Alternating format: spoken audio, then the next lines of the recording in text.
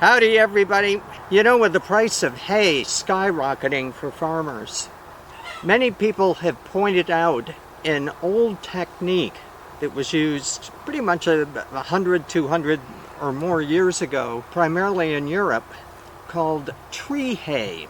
And so I thought we'd delve into that and see whether it's a good solution for your farm and your location or no. So let's get into it. Before we begin, it's important to understand the difference between hay and straw, because it seems to be a point of confusion for a lot of people. Hay is a grass that is cut, but it's cut intact. The whole plant is cut. Straw, on the other hand, is derived from a grain crop in which the grain heads have been removed to harvest the grain, and what's left over is basically a tube, the stem of the grass. Hay would include all this top part and all of the rest of the plant. That is then bundled up. It's either baled into squares or big circles, and that serves to help to preserve the hay over time. So when you bundle it up tight, you restrict the amount of air that can get to it, and you don't get mold on the inside and other stuff like that.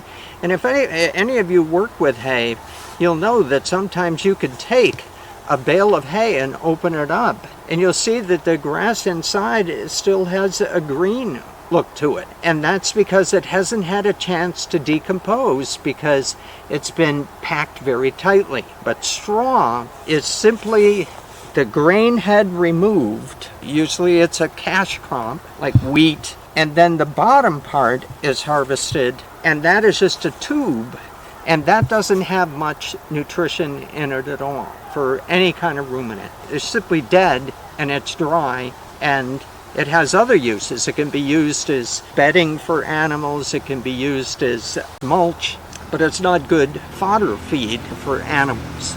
That's the important distinction between this. And this was a lesson that Lena and I had to learn. When we first got our sheep, we had to go buy hay in the dry season when there wasn't any grass around. And here in our region, the main staple crop that is grown is rice.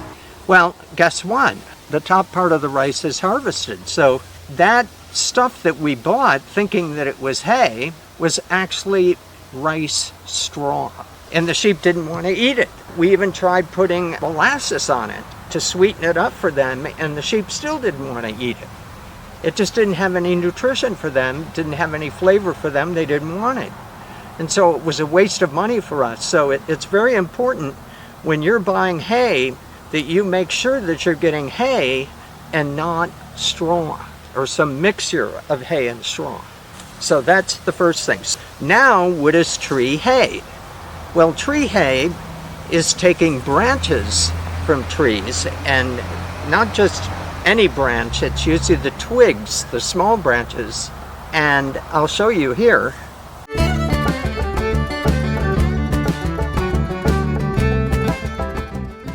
This tree has been pollarded, and so you can see branches are coming out. I've let it go a little bit too long. So I'm going to cut some of the branches from here to give you an idea of how you do this tree hay. So what you want are branches like this that don't have a lot of extended secondary branches coming out that makes it a very unwieldy thing to work with. But you want small branches, and this has lots of leaves on it. You want to harvest it during the growing season. If you're in the northern region, you don't want to wait until fall when the leaves are turning. Those leaves are dying. So you want to get it when they're in their full growth.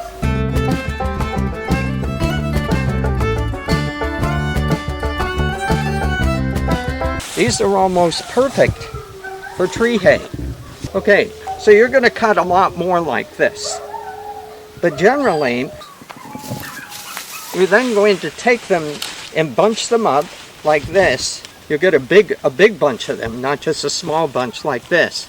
So you get a big bunch, take some twine, you're going to wrap the twine around there and tie it real tight, and then you're going to take it to a barn or some enclosed area, and you're going to hang it like this. up in the air. Now while you're doing that, well, this lets all the sap from the branches still go down into the leaves. And you may be asking, well, why don't you just take it and stack it? Well, it's the same reason that you can't stack hay either. In other words, you can't just cut hay in a field and then just stack it. Pile it up, pile it up, pile it up. You have to bale it, because once the air gets to it and the humidity gets to it, you wind up with mold. And the mold can cause all kinds of problems with the animals. So you're going to hang it. And then when you need it, you can get it back down again. The leaves do turn brown, a lot of them, but many of them still stay green for months. And they still have quite a bit of nutrition in them for the animal. Now, that brings us to the potential problems with tree hay. So tree hay was really popular a couple hundred years ago, before they invented the big machines that could cut the hay in a big field in half a day. Before those big machines were developed, you had to be out there with a scythe. It took a lot longer. So you couldn't make as much hay. So tree hay was a popular alternative to regular hay. And the amount of work that it took to save the tree hay was about the same as going out and scything the grass and all of that. But today, the difference in the amount of work and the amount of infrastructure that you need is huge. Now, what's the other potential problem? If you happen to live in an area that has high humidity, like we do here in Nicaragua, then there's a problem because of leaf mold. Moisture makes mold. You need to have enough trees. If you stop and think about it, how many trees do you need? Well, it depends on the size of your herd. Again, this is another reason why this was popular a couple hundred years ago, and it's not as popular now. Why? Because a couple hundred years ago, there were more farms and they were smaller. The herds were smaller. Imagine if you had 500 cow-calf pairs or 1,000 sheep in your herd. Imagine how much of these twigs you'd have to cut down and store up in a building to make tree hay a viable option for you. Today, because of the size of the herds, it's not as good of an option as it used to be. So tree hay kind of had its moment a long time ago, and it's gone out of use over the years as the machines came in and kind of took over. Now the good news is that many of the common trees that you have in North America, many of the common ones we have here, can be used as tree hay. And I've got a chart here that gives some of them. Now, if you have a small herd, like we do, we have a small group of sheep, then tree hay could be a really good option for you. So you can collect many different types of branches with leaves like these and save them and use them as hay in your wintertime if you're in the northern regions. So the herd size really determines whether you're going to use it.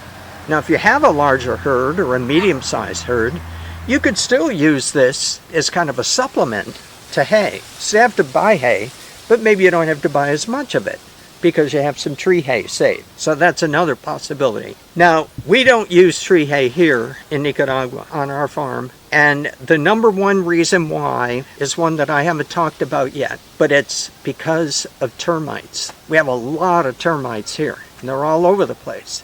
That's why we build with cement and metal. You build with wood, you won't have a house anymore very quickly. So that's another thing that is very important. Your region will determine how good of a solution tree hay would be for you. What we do here is something similar but different.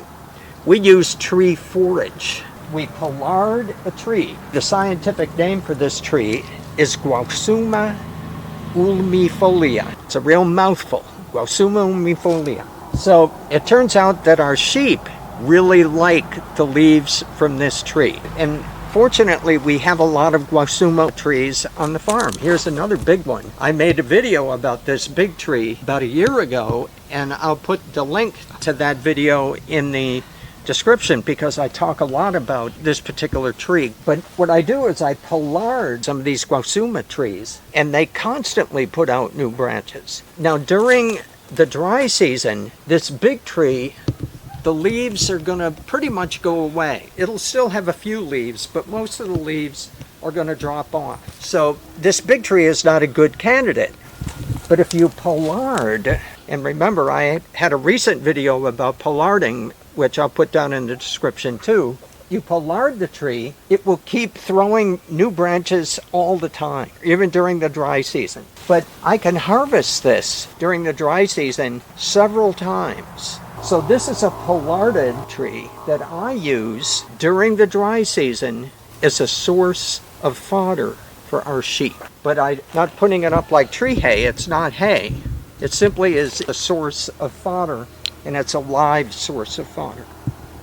So with that, I'm going to say goodbye, and I'll see you in the next video. Thanks a lot for watching.